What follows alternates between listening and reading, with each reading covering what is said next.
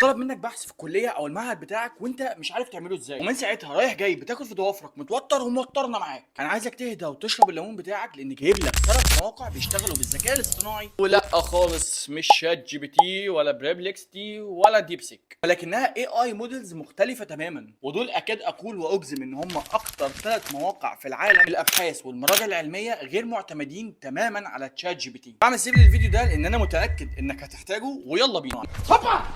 اول موقع معانا ايثور اي اي. الموقع ده انت حرفيا هتشكرني عليه، لان عليه كميه مراجع من كميه جامعات في العالم تحس فعلا ان في دكتور هو اللي بيعمل لك البحث. رقم 2 جيني اي اي. الموقع ده لو انت طالب في كليه طب او كليه هندسه بجد هيفيدك جدا، عليه كميه ابحاث ومراجع علميه ملهاش حدود. رقم 3 واخر واحد ايزي جينيوس اي اي. لما تيجي تستخدم الموقع ده بجد هتحس انك بتستخدم 3 مواقع اللي انا قلت لك عليهم في وقت واحد. اتمنى بقى اكون قدرت انقذك، وبلاش بقى تعمل بحث في الوقت المحتسب بدل من الضايع، عشان انا برضو مش كل مره هكون موجود عشان انقذك، بس لو عملت لي فولو هتلاقيني كل مره. وانا مايكل مصري وبساعدك كده انك تطور من نفسك. لو حابب تشوفني تاني اعمل لي فولو.